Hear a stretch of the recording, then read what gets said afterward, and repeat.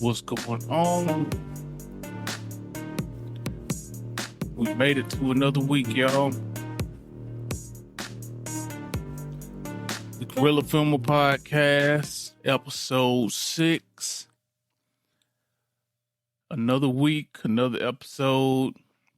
I'm still at it. I'm busy, but I'm sticking to it. And I'm proud of myself. And I think that deserves some applause. Oh, yeah, I'm getting fancy now. I'm getting fancy on you. Couple changes. I'm trying to grow this thing. And as I grow, I'm gonna, try out some different things. So if you follow me on social media, you probably notices something a little different. You're not seeing my pretty face. I'm going to more of the traditional podcast methods, I guess you can say. Just, a player, something that you could listen to while you're doing cardio at the gym.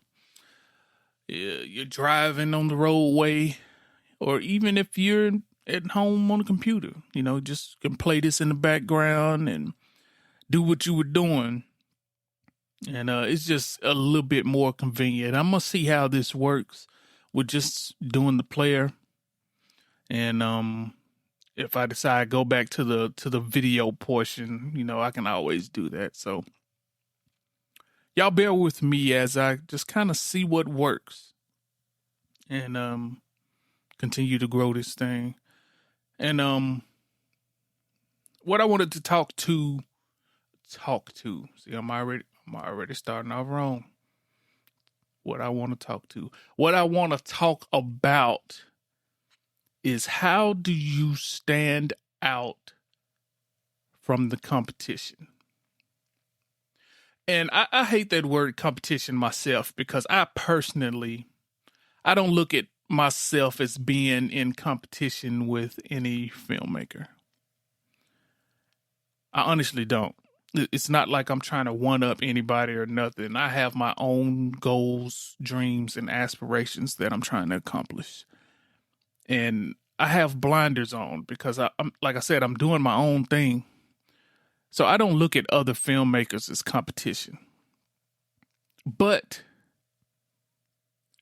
there is competition. Anytime when you log on to your favorite streaming platform, as a consumer, audience member, you're scrolling through hundreds and hundreds and hundreds pieces of content. And as a consumer, it's just like, all you can eat buffet when it comes to what you want to watch. It's so many options that you spend more time looking for what you want to watch than actually watching something. But on the filmmaker end of it, if you want to admit it or not, that's competition. So how do you stand out from all of these titles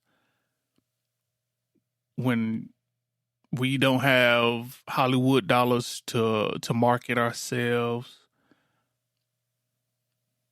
and let everybody know who we are? How do we survive? How do we stand a chance?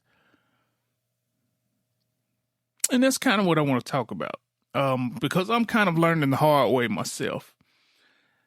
And as a filmmaker myself, I find myself having a hard time balancing the business end and the passion end of being a filmmaker. The business side, the passion side, I find myself having a hard time balancing that. Because I've mentioned it before, the type of films that I love doing, I love the crime drama genre. I have a background in law enforcement. So writing crime films and stuff like that, it comes easy because I'm privy to those type of stories. so I can write them easily. Matter of fact, the projects that I'm working on right now, I'm kind of building my own universe, excuse me, of crime films, mysteries, just crime dramas. I'm building my own universe, and I'm kind of proud and excited of it. But my fear is being able to produce them. Because anytime you start dealing with dramas on that end, you have to have quite a few characters, quite a few locations.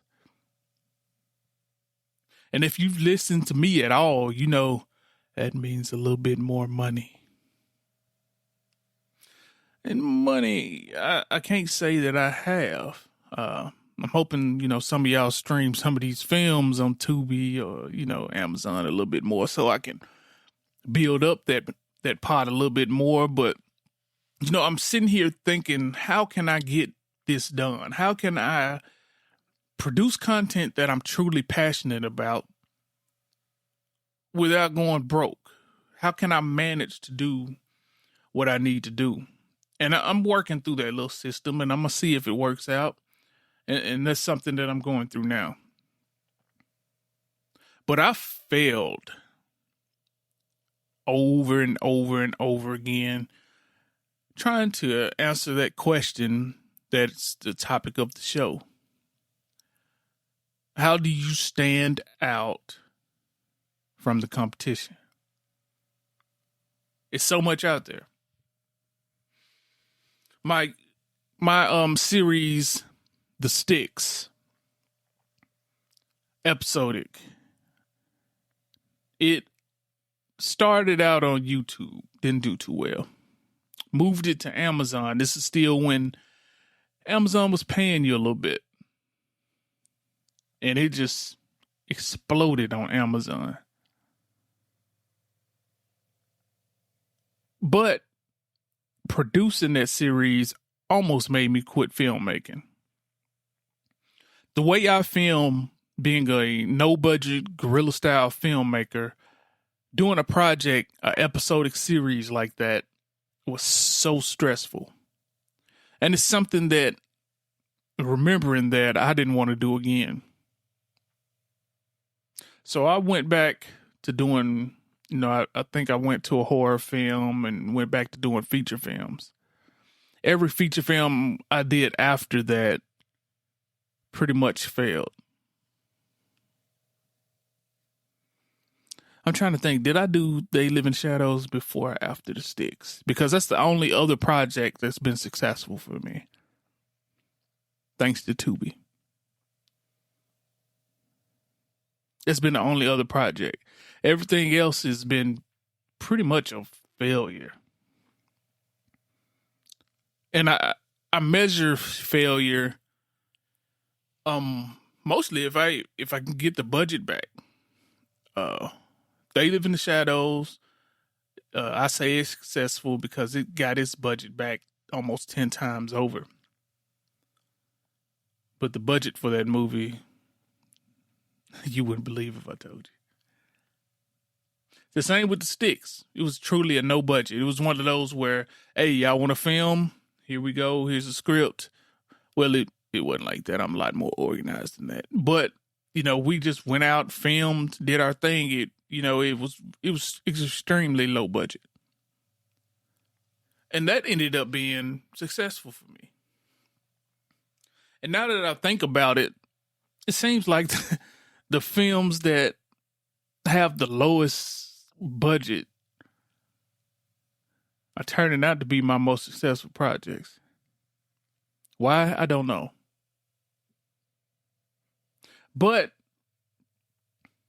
I don't know what it is, why certain people gravitate to certain things. Recently, I figured horror. I jumped back into horror thinking that would do pretty good for me. And it's starting off slow. So it's kind of like one of those things where you're almost gambling anytime you decide to make content. You can't predict how the audience will react to it. And if you're like me, wanting to do films full time, it's hard not to think with your business cap on whenever you're making films. Even if you're not passionate about a certain genre, if you see a certain genre out there doing well, you're going to try to jump in on that trend to make some money. I mean, at the end of the day, we love making films, but the game is to make a living off of making these films. So how do we do that? Because I promise you, these cameras are getting easier, and it's getting easier to shoot films. And this like stampede of content that's getting released, it's not going to slow down. Films are about to become almost like music, where, I mean, you can get on iTunes and you can't possibly find all the music that's on it. Spotify, iTunes, any of them. It's so many artists out there. And film is working its way that way. So you almost have to be insane to jump into this, because it's not cheap. It's one of the most time-consuming things. It's most stressful things, because you're dependent on so much more than you for this thing to work, compared to like music, where as long as you got an instrumental and somebody to record you, you may be able to record yourself. You don't need nobody else. It's the success of you finishing that project is on your shoulders. But with film, nobody can, even me, I can record and write and edit, but if I were to try to act in it too and by myself, I doom that project before it starts. Nobody can do everything in film. You need actors. You need so much to make a film work. So how do you make something that makes money? And honestly, I don't believe anybody knows. A sure way is having an audience. But how do you get that audience when you don't have an audience? And what I'm starting to find out, my thing is, I've always tried to make myself a name brand. Followers, to follow me whenever I'm putting out a project. But I'm a type of filmmaker, I can't stand being in a box. I write all type of content. I can do horror. I can do crime. I can do a drama. I can do sci-fi. I feel like I can write anything. And I hate to be placed in a box. I might wake up tomorrow saying, hey, I feel in a horror mood. Let me get this horror film wrote. The next day I might feel like doing a thriller, an epic action thriller or something, But what kind of cautions me or tones that ambition is the thought of, how am I going to make this movie? You wouldn't believe all the outlines that I have that I pretty much had to, closet or stash back because that thought came to my mind. How are you going to make this movie? You don't have enough money to make this movie. Maybe one day, but right now you don't. But even then, I hate being in a box. So here recently, after all these movies that just seem to slowly make money, I go back to the drawing board. scratching my head, wondering, like, what am I doing wrong? But, that's not going to do nothing. You got to go back to the drawing board. And what I've noticed, especially with this Tubi boom, is the importance of having an audience. But how do you get that audience? How do you keep an audience in tune to what you have going? And what I'm noticing is you have to be familiar to that audience. If you're a horror filmmaker, you pretty much have to stick to that. You have to stick to one thing that pulls an audience. Something familiar to them. And if you like me, you feel like that, you feel like that closes you in a box. And in a way it does. Because one thing filmmakers, especially with this Tubi boom, somebody like Tyler Perry that figured out, he saw a void in content for Black women. And that made him a billionaire because that's all he kept doing. All his content is focused toward Black women. And anytime he went outside of that scope, I think Alex Cross, but I don't think that was his film. But anytime he went outside that scope, I don't think it was as successful. But when he stayed in that box, even when he did the little horror film, Medea is a brand. So even with the horror film, women, Black women who usually won't watch horror, they'll watch it because of Medea. Because she is so branded in that type of content. So you have to come up with something and you have to beat it across the head repeatedly. What do you like? What's your passion? So, me personally, what keeps me going? What makes me want to get up and write? What do I love watching? What do I love doing? I love horror. But not all horror. The true horror heads, they love all types of horror films. I can't say the same. Certain types of horror I just can't deal with. But what I can watch almost all time is a good cop drama, good detective, good crime drama. I can watch it all day. And I honestly enjoy writing them. I just find it coming to me a lot easier because I enjoy it. I have experience with it. And one of my most successful projects is a crime drama.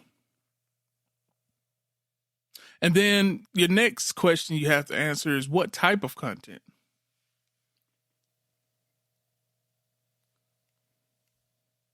Because it's so congested out here. Should we start rethinking the type of content we do? Episodic content is so hard to do because you need so many things to be consistent for you. And when you're on the no budget, in lower no budget realm, it's hard to find that.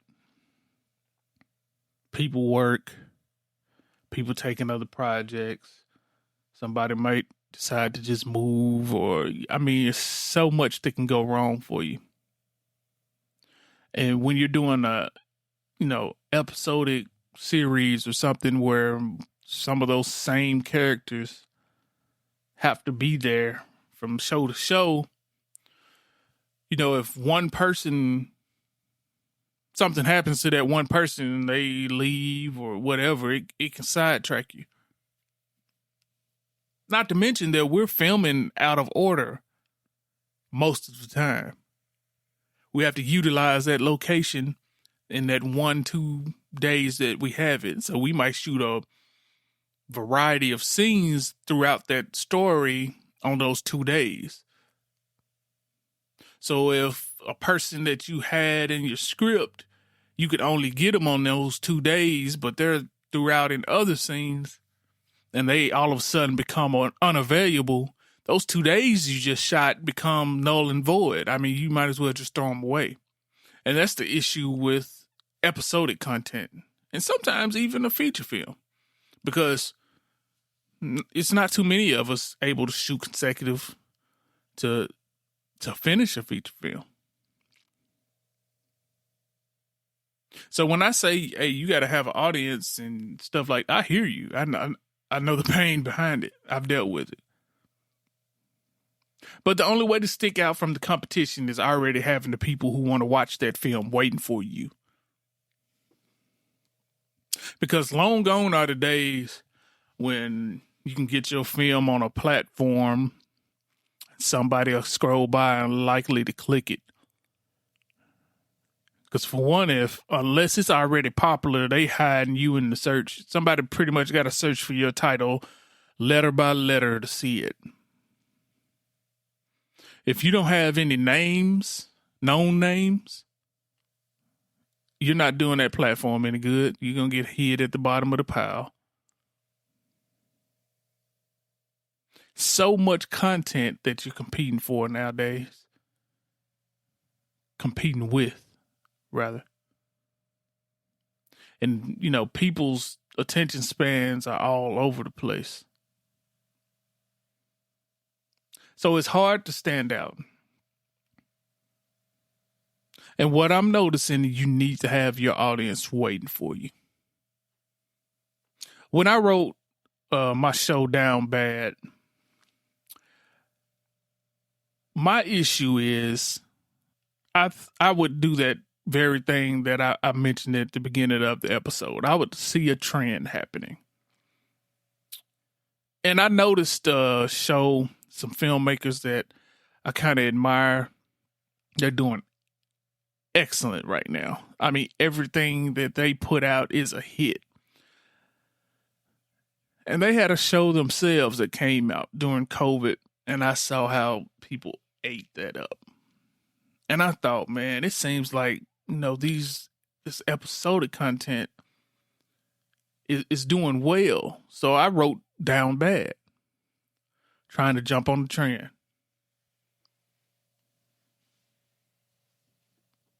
And although Down Bad did well for me,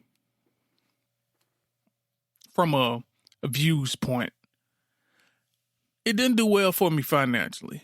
And a lot of that is because of Amazon. I've talked about this so many times. But then too,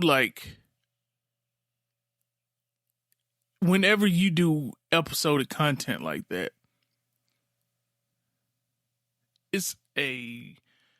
you create an appetite that most indies, we cannot take care of. We cannot keep up with the demand for content. So with these series, and my short-term memory, I dealt with it with the sticks, but with Down Bad, as soon as that finale episode is over with, the number one thing you're going to hear is when the next season coming out. And they don't mean that as a joke. They're serious. When is the next season coming out? And I'm like, do you know what it took just to get this season? Do you know how hard we worked just to get this season? And as an indie filmmaker, I would honestly stay away from episodic content unless you have the ability to keep it coming. It's a guy on YouTube that I follow. His name is Corporate, and he does these episodes. He kind of does it brilliantly. He tells these stories. He dubs them in his own voice. He even voices the other actors in his own voice, and it's a brilliant format. And he's done so many episodes, and he keeps it coming. And you almost have to do that. He's built his audience up. I think he has like 2 million subscribers. You know, those episodes probably paying his bills. But me, I can't keep that up. And what I'm learning is if I can't keep that up, episodic content needs to be off my radar. Because once you get audience hooked into it, if you can't keep it coming, you're going to lose that audience. So you basically worked hard for nothing because it's going to burn out. Something else is going to come and grab them. And they can't differentiate indies from majors. Like, they just want the content and they want it now. The sweat and tears you put into it, boo-hoo. So how do you still, with that being said, get an audience and keep them engaged? You have to stay within it. Like with these people, these guys from Detroit, that I was inspired to do Down Bad from. They pretty much have their own, they have notable faces. So pretty much their own, I hate to say superstars, but for lack of a better word, superstars. Familiar faces that their audience loves. Like, it's amazing to me. And every time they put a film out, it's usually a hit because they have a brand that they're working with. And they're consistently putting out, even though it's not episodic, it's movies. They may come out with a second season of this, work on another of this. They're just consistently putting out content and they're feeding that audience, and that audience is growing. So they're not dependent on some random clicks on a streaming platform to make money. They have a nucleus of people that they're just feeding. Same type of genre, same type of content. They might go, romance, a little bit more comedy, but it's usually the same niche of people that they're serving.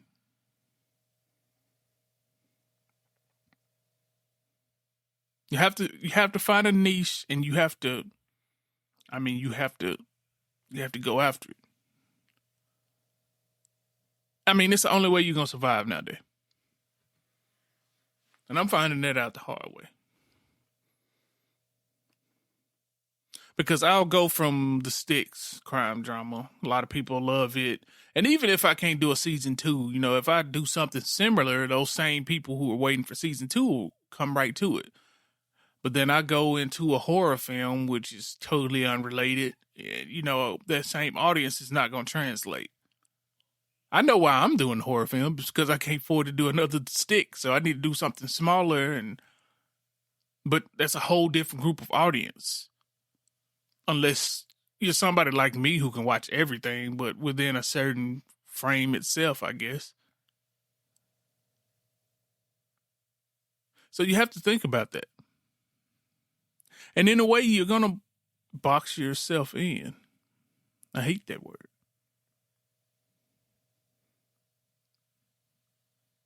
But it's the only way you're going to survive as a filmmaker. You have to do one thing. And you have to get creative in that one thing. You basically have to put yourself in a box.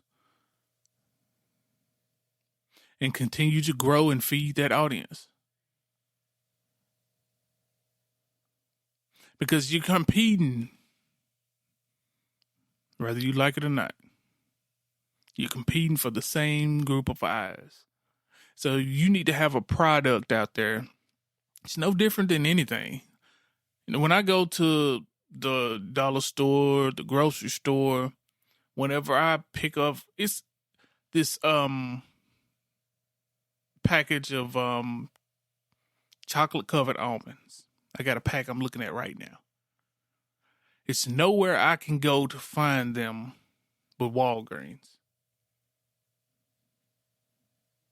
And I can go to, Kroger. I can go to Walmart and get a pack of chocolate covered almonds, but they don't taste quite the same. I love these that I get from Walgreens. So I'm going to go out of my way whenever I got a taste for some chocolate covered almonds to Walgreens and get them. And I'm going to be angry if they're out. It's the same way with you as a filmmaker. Whenever you find an audience, if it's something about you that they like, you'll never lose them. As long as you're consistent. That is the code that I'm learning. Hard lesson that I'm learning. Because I done put a lot of projects out here that's moving slow. I'm not going to say they're failures as of yet, because they can always come back and make me a little money. I've talked about how closed caption is my worst performing project, and it's been out 2 years now. And I've had my best month just now, just out of nowhere. So I'm not going to say it's a failure, but they're moving turtle slow. So you have to think of audience. I'm going to beat this in your head because it's so important. It really matters as an indie filmmaker. If you're a horror filmmaker, if horror is your thing, you have to stay within that genre and you have to be creative within it. Because once you build up that audience, like you might have a few that go to whatever else you do if you go outside the box. But you'll have a lot of them that won't translate. You have to be within a niche.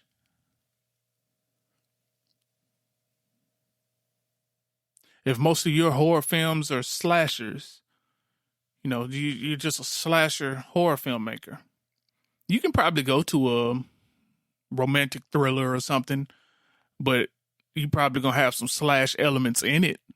Like it's still going to be drawing to your audience. You're staying within a niche. You have to feed your audience. And you have to continue to grow your audience.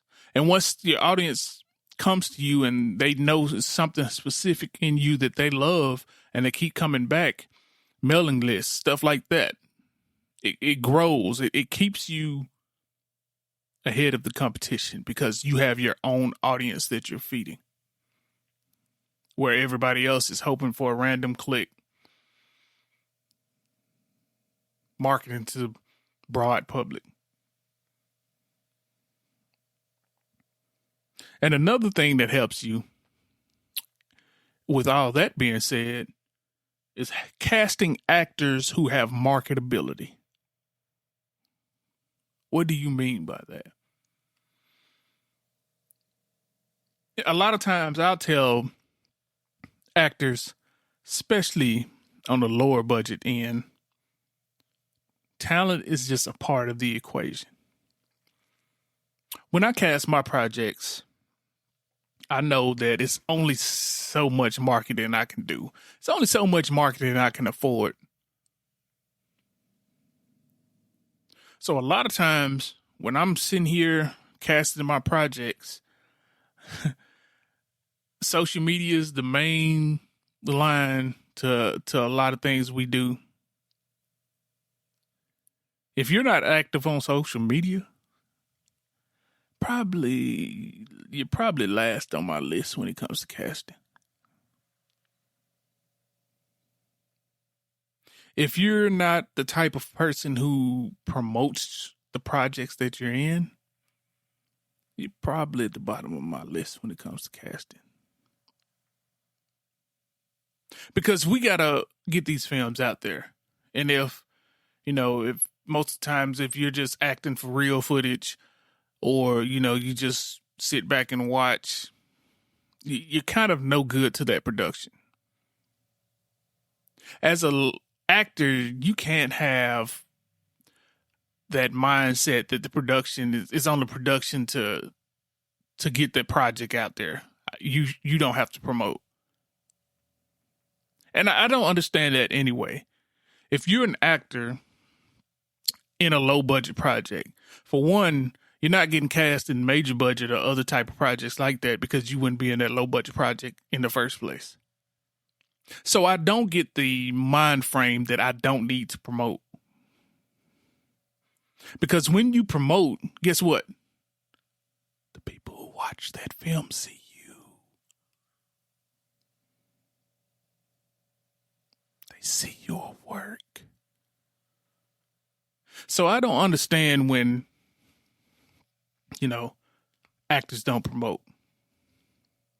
Usually when I do a casting call, on the rare times that I do a casting call, I'll put on a questionnaire that you have to complete. A lot of times they won't even do the questionnaire.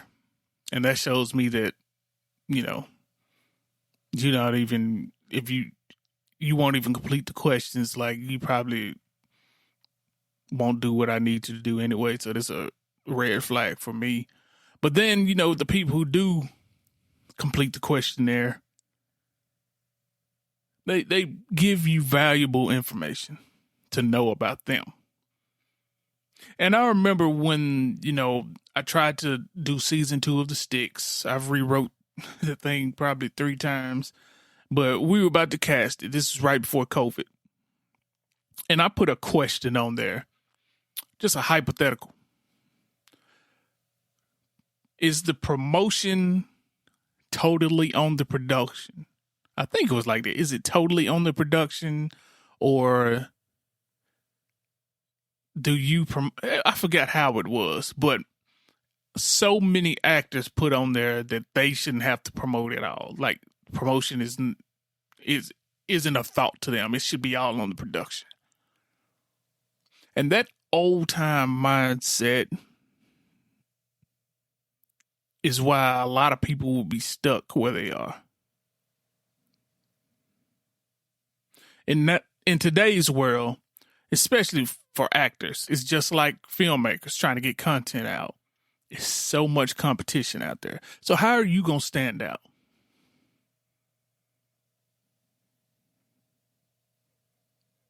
Honestly, how are you going to stand out? Because when you promote, you might think of, it's just helping the production, but people see your face too. And when your face becomes a notable face, you get cast in more projects. It's not brain science. Some casting director out there might see your performance in a movie.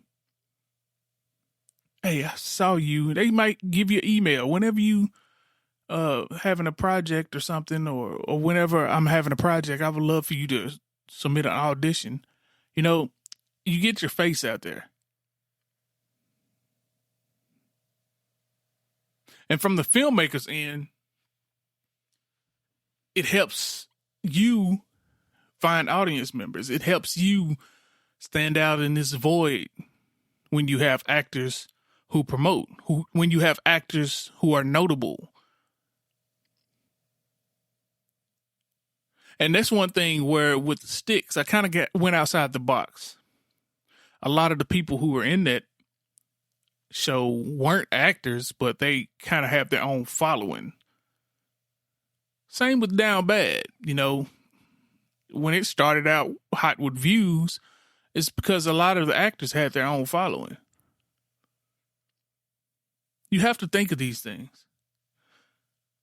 If it's somebody who just, they're rarely on social media. Even if they're the most talented person in the world, I'm not going to automatically cast them. Because we have to survive. I hate to say it that way, but in today's world, the social media world, this world when it's so much content, you can't even find it all. You have to stand out. You have to find ways by any means necessary to stand out.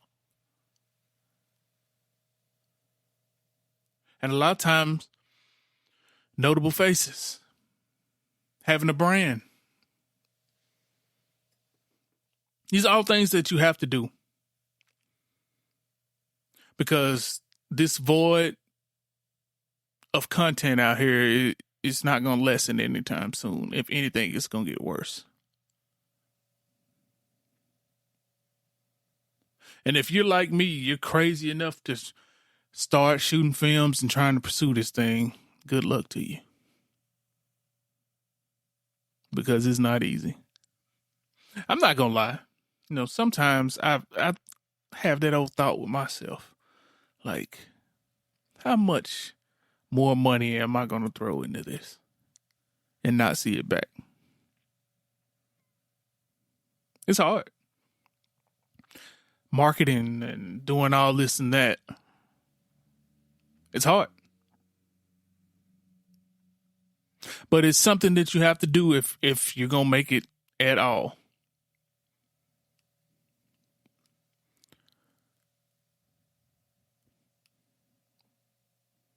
Something that you have to do. All around having an audience. And I'm just giving examples of stuff that I'm finding out. You know, with this little universe of projects that I'm writing right now, I'm just, from what I'm seeing, it's just you have to build an audience. You have to have an audience. And hopefully, when I relaunch this thing, like I said, it's its own little universe. When this first project comes out, people get attached to those characters, look at those characters. And although, you know, I might not be able to come up with a part 2 of that certain project, I'll have another project coming out soon within that same universe, and people will be able to connect the dots. So people who love the sticks, they automatically love what I just came out with next because it's in the same genres, in the same world. So I'm still feeding, you know, that desire for that certain niche of content. And although I would love to shoot me a horror film or something like that, kind of have to keep myself in that box. Because I'm not there yet. I'm not Jordan Peele. I don't have a bunch of people looking at me as a name brand. You know, I'm not Spike Lee. I don't have people looking for my films just because I'm Spike Lee. I need to have that niche. And I think episode 2 or something, I think I might have spoke on having a niche, but you can't speak on it enough because it's so important. You got to have something familiar for your audience. And you got to feed that audience. You have to keep that audience engaged. It is all about audience. Have to have somebody looking for what you put out because you can't compete with the millions and millions of content that's released and out there right now. So hopefully you took something from this message, although it was a little bit here and there. How do you compete? Find that audience and continue to serve that audience. Continue to do it. That's the only way we're going to make it out here as filmmakers, y'all. It's the only way we're going to make it. It's a hard game we playing. If you're crazy enough to start making movies, I feel for you. Sometimes I'm like, what was I thinking? I don't know. I'm trying to find the answers just like y'all. But on that note, if you're online, social media, follow me at all of my pages, Guerilla Filmer, Twitter, Instagram, Facebook. If you're on YouTube, subscribe, like, share. If you're on Facebook, follow my page, subscribe, like, share. Let's spread the word, keep this thing going. And I will try to continue to bring you these little tidbits that I'm learning along the way. To do it, you got to go through it, and I'm finding that out. You know, I used to try to cheat it, man. I used to try to think I could just figure out all the answers, but some stuff you just got to go through. And I'm seeing that for myself. So until next time, this is the Guerilla Filmer Podcast, episode 6. I hope y'all have a wonderful weekend, a beautiful week.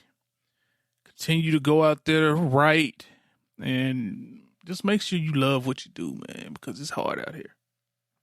And it ain't going to get no easier. It's hard out here. But we going to make it. Keep curating. Keep making the content that you love. But make sure you're being smart about it. Make sure that you're trying to build. Look for that audience. Appreciate that audience. Feed that audience. And until next time, this is the Guerilla Filmer Podcast. And I'm out. I'll holler at y'all. Deuces.